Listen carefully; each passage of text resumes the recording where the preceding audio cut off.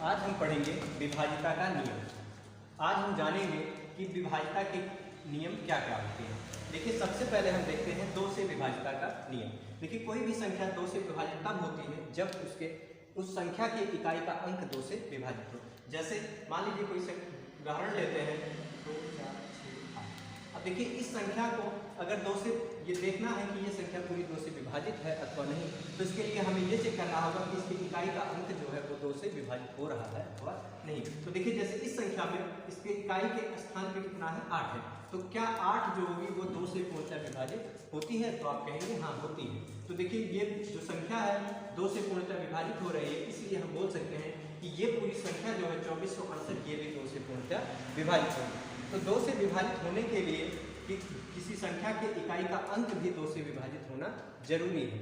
अब देखिए, फिर इसके बाद हम देखेंगे 3 से विभाजित का नियम। देखिए, 3 से विभाजित का नियम क्या होता है कि यदि कोई संख्या 3 से विभाजित होगी अथवा नहीं, ये जानने के लिए कि उस संख्या के अंकों का योगफल भी 3 से विभाजित होना चाहिए। जैसे देखते हैं एग्जाम्पल, जैसे 2, 4, 6, 8। मान लीजिए एक उदाहरण देखते हैं जिसमें देखिए, अगर इस संख्या को चेक करना है कि ये पूर्णतः 3 से विभाजित है अथवा नहीं, तो इसके लिए हमें देखना होगा कि इसके अंकों का योगफल 3 से विभाजित होगा कि नहीं होगा। तो देखिए, इसके अंकों का योगफल होगा 2 + 4 + 6 + 8। अब देखिए, इसको प्लस करेंगे तो देखिए 4, 2, 6, 6, 12, 12, 8, 20। अब देखिए, ये हम देखेंगे क्या ये जो इनके अंकों का योगफल 20 आया है, क्या ये 3 से पूर्णतः विभाजित है अथवा नहीं। तो देखिए, 3 से इसको विभाजित करेंगे तो ये 3 से पूर्णतः विभाजित नहीं होगी। तो इसलिए हम बोल सकते हैं कि ये जो संख्या है ये भी 3 से पूर्णतः विभाजित नहीं होगी। एक दूसरा उदाहरण देखते हैं, जैसे एक संख्या लेते हैं, मान लीजिए 81। अब देखिए, ये संख्या 3 से विभाजित होगी अथवा नहीं, तो इसके लिए हमें देखना होगा कि इसके अंकों का योगफल 3 से विभाजित हो रहा है कि नहीं। तो देखिए, 8 + 1 9। अब देखो, 9 जो है वो 3 से पूर्णतः विभाजित होगी, इसलिए जो 81 संख्या है ये भी 3 से पूर्णतः विभाजित होगी। तो 3 से विभाजित होने के लिए किसी संख्या के अंकों का योगफल भी 3 से विभाजित होना चाहिए। अब देखिए, 4 से विभाज्यता का नियम क्या होता है। 4 से विभाज्यता का नियम उसी प्रकार होता है जैसे 2 से विभाज्यता का नियम। देखिए, इसमें अंतर क्या होता है, जैसे 2 से विभाज्यता के नियम में उस संख्या के इकाई का अंक जो है वो 2 से विभाजित होना चाहिए। इस प्रकार जैसे 4 से विभाज्यता का नियम ये होगा कि इस संख्या के अंतिम 2 अंक 4 से विभाजित होने चाहिए। जैसे मान लीजिए कोई एग्जाम्पल देखते हैं, जैसे 2, 5, 7, 8। अब देखिए, ये संख्या 4 से विभाजित है अथवा नहीं, इसके लिए हमें देखना होगा कि इसके अंतिम 2 अंक जो है वो 4 से विभाजित हो रहे हैं कि नहीं। जैसे इसके अंतिम 2 अंक हैं 78। तो अब इसको अगर आप 4 से विभाजित करेंगे तो देखिए, 4 एक बार जाएगा, फिर 3, 4 9 26। फिर देखिए, ये पूरी तरीके से 4 से विभाजित नहीं होगी। इसलिए हम बोल सकते हैं कि ये जो संख्या 2578 है ये भी 4 से विभाजित नहीं होगी। एक दूसरा एग्जाम्पल देखते हैं, जैसे मान लीजिए कोई दूसरा देखते हैं कि ये 2, 3, 5, 7। अब देखिए, ये संख्या अगर देखना हो कि ये 4 से विभाजित है अथवा नहीं, तो इसके लिए हम देखेंगे कि इसके अंतिम अंक 4 से कट रहे हैं अथवा नहीं। तो देखिए, यहाँ ये 57 आएगा, ये भी 4 से विभाजित नहीं होगा, इसलिए हम ये भी पूरी संख्या जो होगी 4 से विभाजित नहीं होगी। तो 4 से विभाजित होने के लिए उस संख्या के अंकों का योग, जो संख्या के अंतिम 2 अंक हैं वो भी 4 से विभाजित होने चाहिए। अब इसके बाद हम देखेंगे 5 से विभाज्यता का नियम। देखिए, 5 से विभाज्यता का नियम क्या होता है कि कोई संख्या 5 से विभाजित होगी, इसके लिए उसके इकाई के अंक पे या 5 हो या फिर 0 होना चाहिए।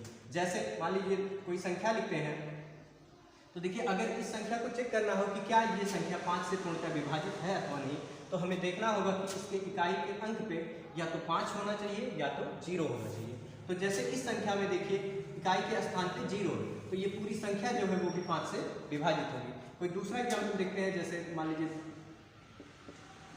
एक दूसरा उदाहरण देखते हैं 2375। तो अगर ये आपसे पूछा जाए कि क्या ये संख्या भी 5 से विभाजित होगी, तो आप देखेंगे कि इसके इकाई के स्थान पे 5 है, तो ये संख्या भी 5 से पूरी तरीके से विभाजित होगी। 5 से विभाजित होने के लिए इकाई के अंक में या तो 0 होना चाहिए या तो 5 होना चाहिए। अगर इसको छोड़ के कोई और अंक आता है तो वो संख्या 5 से विभाजित नहीं होगी। इसके बाद हम देखेंगे 6 से विभाज्यता का नियम। देखिए, 6 से विभाज्यता का नियम क्या होता है, इसमें 2 रूल लगेंगे, 2 और 3 के लिए।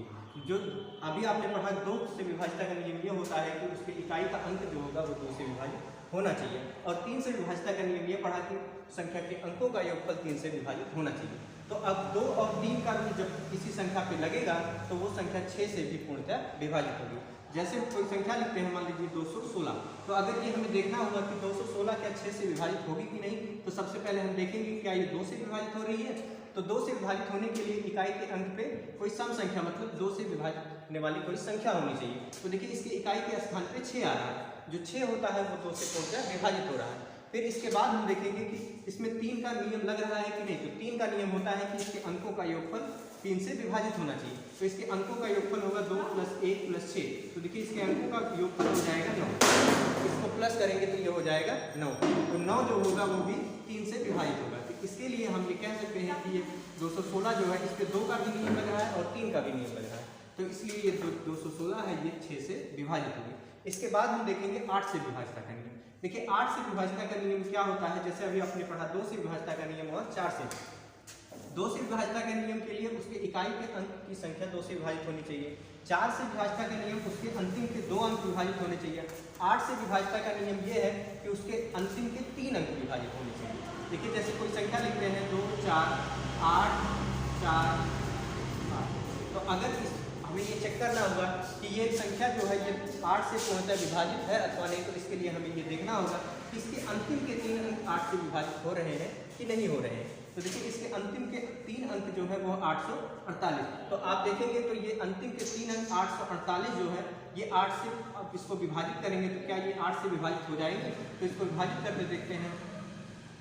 तो हाँ देखिए ये जो है ये पूरी तरीके से 8 से विभाजित हो जाएंगे। तो हम ये बोल सकते हैं कि ये जो संख्या है ये भी 8 से पूर्णतः विभाजित होगी। अब इसके बाद हम जानेंगे 9 से विभाजित का नियम। तो देखिए 9 से विभाजित का नियम जिस प्रकार 3 से विभाजित का नियम होता है उसी प्रकार 9 से भी विभाजित का नियम होता है। इसमें क्या होता है कि किसी भी संख्या को यदि 9 से विभाजित है अथवा नहीं ये देखना है, तो हमें ये देखना होगा कि उसके अंकों का योगफल 9 से विभाजित हो रहा है अथवा नहीं। तो इसके लिए कोई, जैसे मान लीजिए हम कोई एग्जाम्पल लेते हैं 729। अब देखिए ये 729 अगर चेक करना होगा कि क्या ये 9 से विभाजित है अथवा नहीं, तो इसके लिए हमें ये देखना होगा कि इसके अंकों का योगफल 9 से विभाजित हो रहा है अथवा नहीं। तो हम देखते हैं, देखिए 7 + 2 + 9, तो देखिए ये उसका अंकों का योगफल होगा 18। तो 18 जो होगा ये 9 से पूर्णतः विभाजित होगा। तो ये जो 729 संख्या होगी ये भी पूरे तरीके से 9 से विभाजित होगी।